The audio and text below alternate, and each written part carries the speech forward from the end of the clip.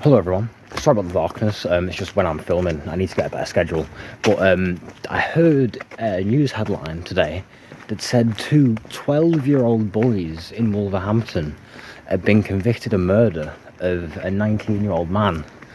And they specifically brought this up because it was the youngest kids to be convicted of, I think, a stabbing-related murder since those two kids. I think they were 10-year-old boys, two 10-year-old boys, killed like an even younger lad. Horrible stuff. You might have heard about that a while back, but this way. Yeah, these two kids, it seemed to maybe be gang-related because a machete was used. So, dodgy area. I think it's a dodgy part of Wolverhampton. They used a machete, which are very in vogue for fucking gang dickheads these days. And yeah, it was apparently, they didn't know him, just came up and killed the guy. And I think this brings me to talk about knife crime. Obviously, knife crime, as a lot of people know, it's a big problem in the UK. And what do we do about this? Well, hold on, noise. One big thing you can do about knife crime is, this is going to sound bad, but just hold on for a sec, massive police presence. And I don't mean massive police presence as in Ronald Reagan broken windows policing, or, just do 10 times more stop and search and then that'll solve the problem. No, it's part of a strategy of simultaneity. A big problem. Why is everything except my face lit in this? There you go. It's a strategy of simultaneity, where the big problem is, with just, arresting people and just confiscating knives off them when they're caught with knives, is the fact that that doesn't simultaneously happen to everyone else.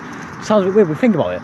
For that to actually work, you would need every other person to no longer be armed, because the whole point why they're armed is kind of because everyone else is armed, you know what I mean? Even if you don't want to be involved in that gang life, even if no part of you is organically, willing to be a gang member, just for your safety, a lot of people will just carry knives. So obviously that manifestation of a large police presence and stop and search doesn't work. So the thing is, first thing you need to get on lock is just have a police presence on these really dangerous streets, these really dangerous areas. I'm thinking more about London now. You wouldn't need to do this in many areas anywhere else. I guess Wolverhampton needs a bit of a job, but Birmingham and London are the main two areas. And these police are not here to, stop and search or, particularly look out for people doing particular things. But they are just there to literally make sure people are safe. The original intention of what they were for, well, not exactly, but what they should have been for, what the propaganda says they're for, actually making sure people are safe, stopping any sort of scuffles before they start. Maybe you could get them to do some drug shit, but here's the thing, several prongs. It needs to be a holistic approach. You also decriminalize weed, because a big part of the drug industry is still weed, which shouldn't really be illegal. So decriminalize that, and then any sort of drug shit that the police are trying to break up, and then maybe they'll search anyone involved in that, and they might have a knife on them, then you've got a bit more of a clear conscience. It's a bit more practical, it's a bit more moral, busting some fucking poor kid because, some gang has said, oh, drop off some weed for us. What are you really doing? But, when it comes to, like, crack and fucking ket and stuff like that, you could say you're actually probably doing some good there. And, breaking up stuff like that, trying to get stuff like that off the street, they're not there to, square up to people and be like, hey, stop, I'm going to see if you've got a knife on you. Then you just call them off to jail if they've got a knife on them. That's the first step. Make sure people are just safe and the police are just there to keep people safe, and make that clear. Have a massive police presence. I'm talking 8 cops with a couple armed ones as well, because some of these, there would be backlash. Some of these fucking places in London, they wouldn't even, like, put up with that initially. Like, the fucking gangs that control these places, they wouldn't even, like, be scared to just have a direct confrontation with a large number of unarmed police. You'd have to have a couple police with actual fucking guns on them, and a big gang of a gang, basically, of unarmed regular police there as well. So that's the first thing. You wait until that settles down. There'll be some fucking dickhead gangsters, you know, kicking off. But after that initial flurry, after that initial calmness and the initial, you know, getting it on lock, get those fucking streets on lock, first things first. Once you've done that, then you can bring in trying to enforce and trying to stamp out the knives. So with a big chunk taken out of the drug market, and with the streets in these dodgy areas already hopefully being a bit safer, now you start to crank up the pressure. You take down the sentencing for possession of a knife, because that was the stupid Tory thing. Oh yeah, just make the sentencing harsher, that'll solve the problem. Yeah, as if these things aren't caused by any underlying systemic problems or economic problems or anything like that. It's just people deciding it, you know, just make the punishment more. Obviously that doesn't work. So what you do is you take the punishment down. I believe it's a minimum of a year in jail, I think right now, a minimum of a year for possession of a knife. Maybe half it, something like that. I'm not, the specific numbers I remember, maybe half it, 6 months. And you make a big public show of that to say, and the whole thing with this as well, with having a public campaign to go along with this. So you say you're doing this, and you say, listen, we're slashing the sentencing, but we are going ham on the enforcement. And that's what you do. Those police would then switch their protocol. They get to know these areas again. They get the domination of these areas again. They fully control these areas by this point because of the first step. And now they go in and, you know, every time they pull someone over, every time they detain someone, every time they see someone acting suspiciously, you know, then they'd search them. I'm not talking random stop and search. I, on principle, don't agree with random stop and search. It doesn't even matter if it's not practical or not. Just sort of in terms of a liberty point of view, I don't really agree with random stop and search. But you're doing regular searches, you know, normal police stuff, and then whoever's caught with a knife, you know, they've got a bit more responsibility for that. Obviously, these problems are not solved. I know that there would be collateral damage, and that is tragic, and these problems would not be solved by this point. This is a deeply ingrained thing. London has had decades and decades of gang culture. I'm not saying this would be a 6-month thing done, but there would be a lot of people who would be arrested because they'd have knives on them still at that point. But again, the reasons are there less so. The material interests are there less so to carry a knife. You know, you're less likely to be involved in the drug trade because the drug trade is being, you know, shrunk because weed is such a big part of that. You know, there's less reason to do that because you're less likely to just get randomly fucking stabbed up on your street, because there might, if you live in a dodgy area in London, there will be fucking 20 cops literally on your street. So like, if you get caught with a knife, you know, it's less likely that you've got like a good reason, and you know, there's going to be just unnecessary harm done for that person being arrested. You know, a lot of these people probably won't have a very high education level, and the thing is, when someone's in prison, believe it or not, one of the best things about someone being in prison is you've got a captive audience. So schools are a big issue in dodgy areas. It's very hard to just make kids learn, but you know, when someone's in prison, you can actually do that. So educate these people, get them on some sort of like basic college course or a building course or a plumbing course, something like that. Rehabilitate them, send them back out, and you know, for that time, for that little time, you've at least got someone off the streets who may be a bit of a danger, whether that's their fault or not. Well, I mean, fault, it's not really about fault, but you know what I mean. You've at least got that person who could potentially be a danger. Not saying they're a bad person, but they could potentially be a danger. You've got them off there for a while, and hopefully after this initial wave, because it would be a wave, be thousands of them, when they come back out, hopefully the streets they come back out to, because all this stuff would still be going on, you'd still be feeling the effects of the weed market being wrapped up, being legalized, heavily taxed, by the way. You get a lot of fucking money for the government now for that. Build a few fucking hospitals off the weed money, get a fucking 50% VAT on the fucking baggies from the government, you know. It's alright that, but yeah, and then streets would be hypothetically, hopefully, safer because of the police presence done in a good way. That's the big thing. It's not just police presence, it's police presence done in a specific good way, not Reaganite, Thatcherite, fucking brute force shite.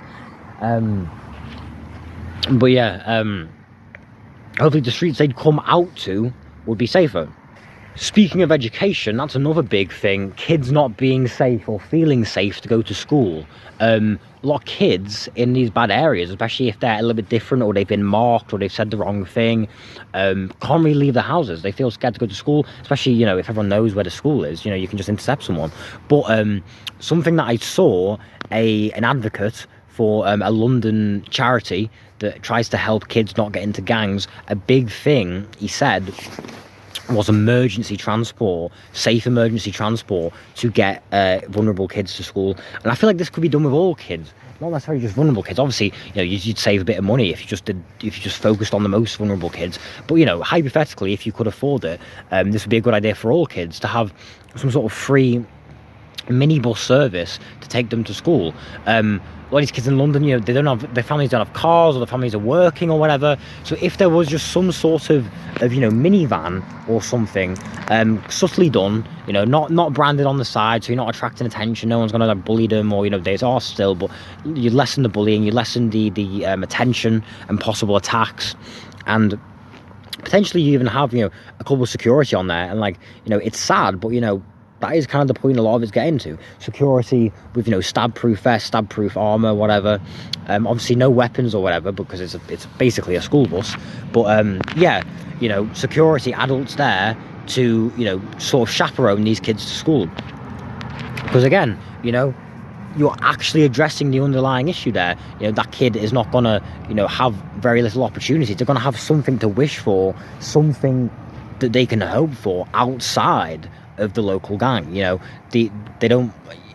There's a lot of complicated shit going on, but you can see why. I don't need to argue this point. We know, if you look at any of the stats, we know that increasing education decreases violent crime.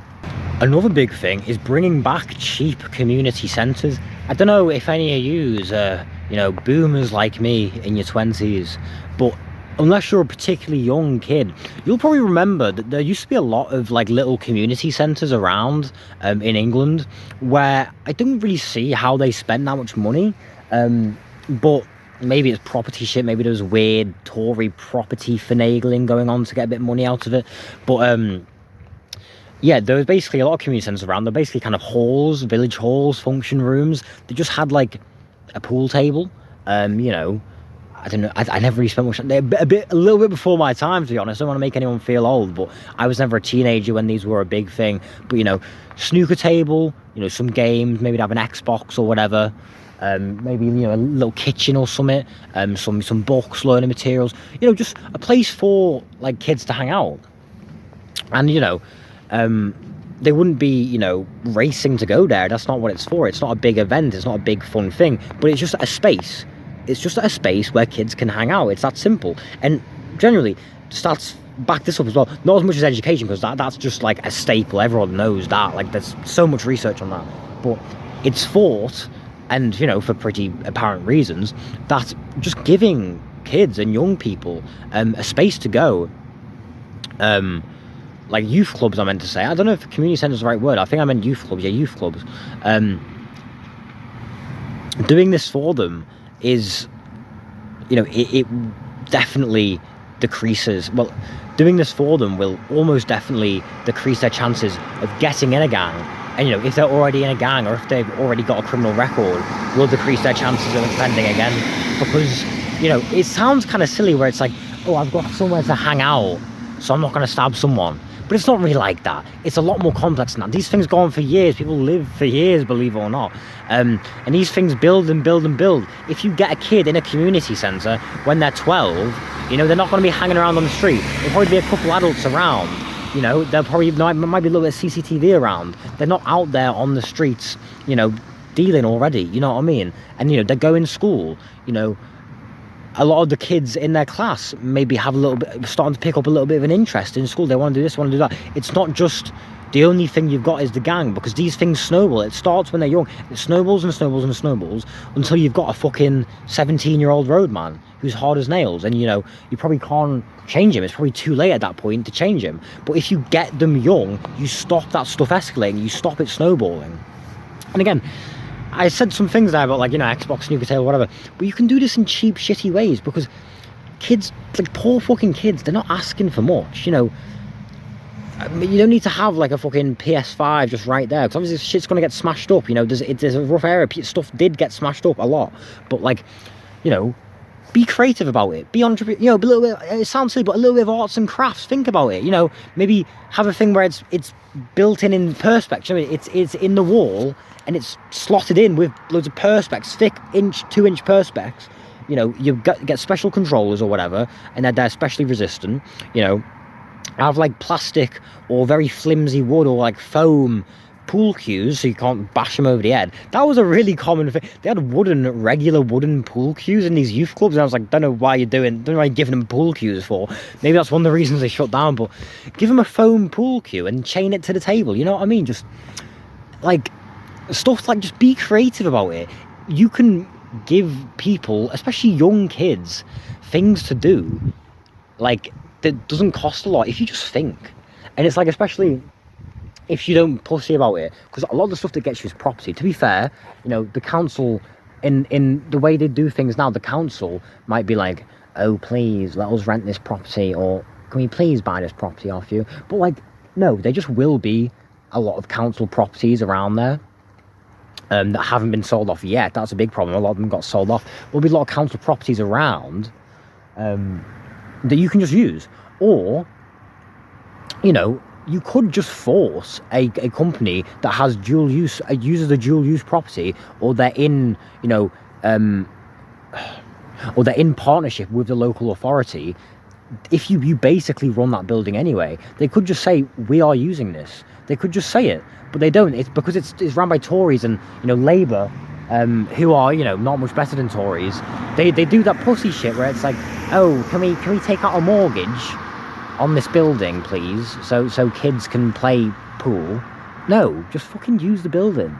You know, all these things are things you can do to have this holistic approach. You've got a holistic approach where you attack the underlying problems of, you know, the drugs trade, education, general safety. You know, it's not just a London thing, or it's not even a thing of bad cities. Any big, dense city, you're going to have problems of safety, some sort of problems of safety. So if you address that, and also, you know, when you have addressed them, and in a certain extent while you are addressing them, you then you crack down. But again, not cracking down in a malicious, over-the-top way, just doing it in an efficient way.